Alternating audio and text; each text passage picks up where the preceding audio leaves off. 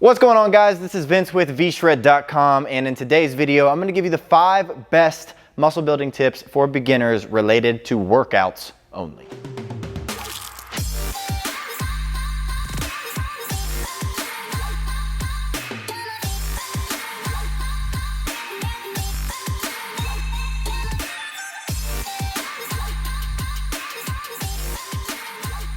All right, like I said, today's video, I'm gonna run through a couple of what I consider to be some of the best tips for putting on muscle for anybody who is new to working out, or maybe you just aren't really an expert in the gym and you want a couple of tips to make sure that you're heading in the right direction. Well, today's video is going to cover 5 of what I would be considering the best things that you need to keep in mind before you ever step foot in the gym to make sure that you're doing what you should be doing. But before I do that, just wanted to shout out, this video is sponsored by Pre-Workout by Sculpt Nation. If you're looking for a supplement that's going to help you have more energy in the gym, this one is amazing. It also tastes really good, and it also mixes really good in your water. I personally hate when I get all chunky pre-workout water.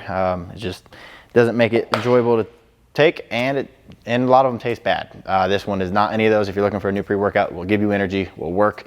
Hit the link right down below in the description and get yourself a new pre-workout. Now, getting into this video, the first tip after you have your workout regimen, this is assuming you guys have a proper exercise routine laid out for your goals, but the first tip is going to be making sure that you have proper form when you're doing each exercise. And I'll use curls as a perfect example. When you're doing something like barbell curls, it's very easy to say, for example, create a bunch of momentum to throw this weight up, drop it back down, not control it from point A to point B, not contract the muscle properly, get 10 reps in or however many reps you're going for, but not get quality reps. And then you go home after you've done every single set and every single rep, and you wonder why you're not getting any results after a couple of weeks or a couple of months. And it's because you're not getting quality workouts and you don't have quality form.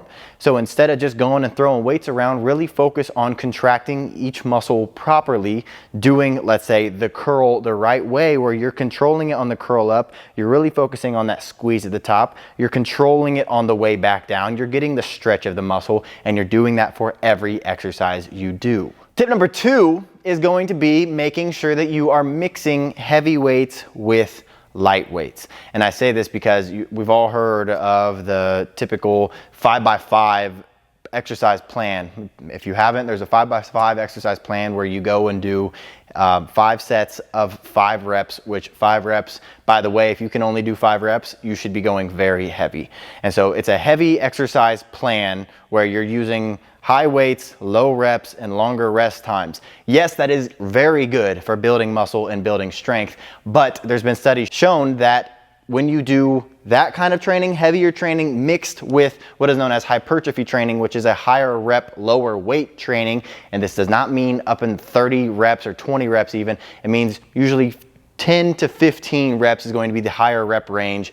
Mixing that rep range with a low rep range, heavy weights and light weights, is going to get you the best results. Hitting your muscles in different ways with different rest periods, that's going to get you the best results. Focusing on just hypertrophy is not going to get you as much muscle growth as doing both. Focusing on just heavy weights is going to get you a lot stronger, but it's not going to get you as much muscle growth as both. So making sure you're doing both is crucial. Tip number 3, and I'm not going to harp on this one too long, is make sure you're taking rest days. Make sure you're taking days off. One of the biggest things that I did when I was a kid and starting to get into the gym was I always told myself, well, I can't have any days off. I got to go lift every single day. I got to lift 7 days a week for 2 hours a day. Well, if you're doing that, you're overtraining.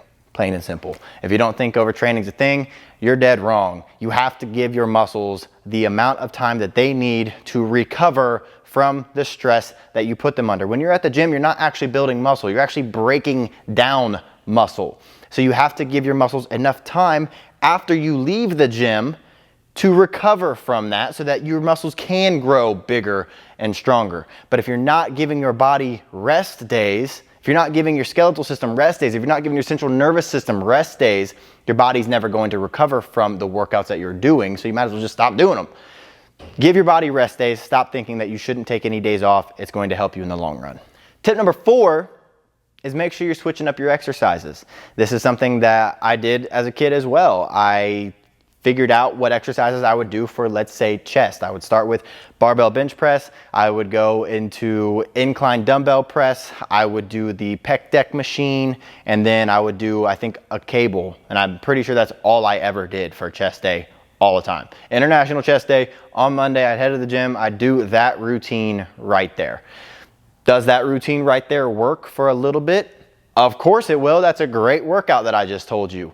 But if that's the only thing you're doing and you're doing just those 4 exercises for months on end, you're going to hit a plateau.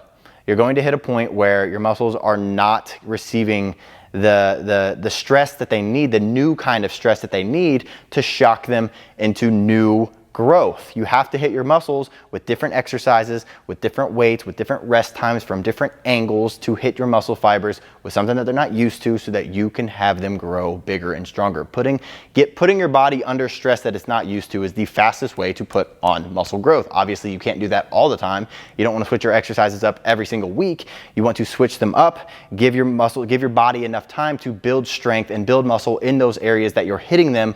But then after 4 to 6 weeks, change it up, do some different exercises, and you're going to progress a lot faster than if you only do the same exercises month after month after month. And tip number 5, and this one kind of plays into number 4.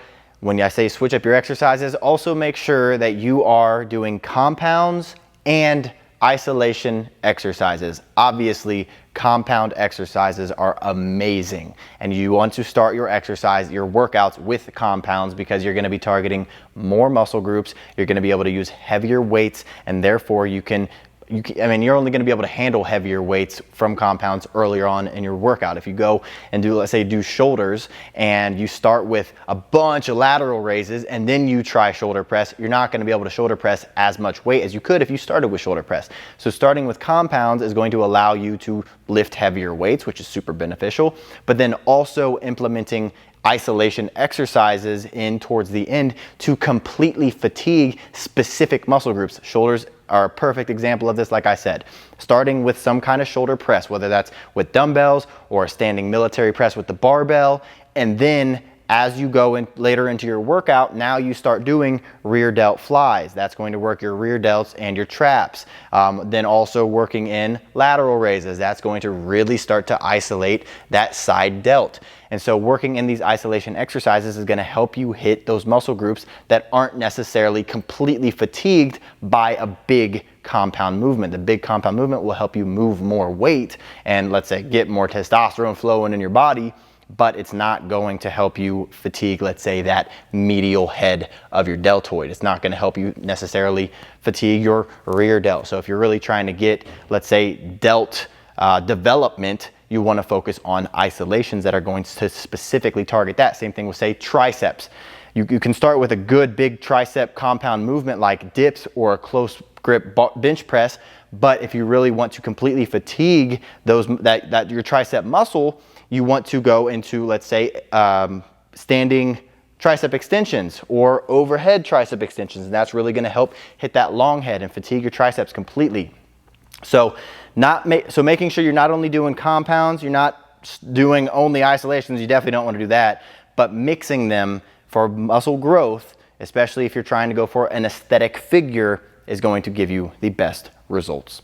So those are the 5 best tips for muscle growth for beginners related to workouts. Obviously, there are tons of other muscle growth tips that you could probably listen to, but these are just 5 of the biggest ones that stuck out to me, and hopefully this will help anybody out there trying to put on muscle who's been working out. It'll get you guys going in the right direction and help you fix a couple things if you were messing anything up. So if you like this video, make sure you're giving it a thumbs up button for me down below so I know to keep making videos, let's say, related to muscle growth for any of the hard gainers out there. Or if you just like these tip videos, also give it a thumbs up button below. If you have any topic you want me to talk about in the future, leave it in the comment section. Let me know if you're a part of the #notification squad.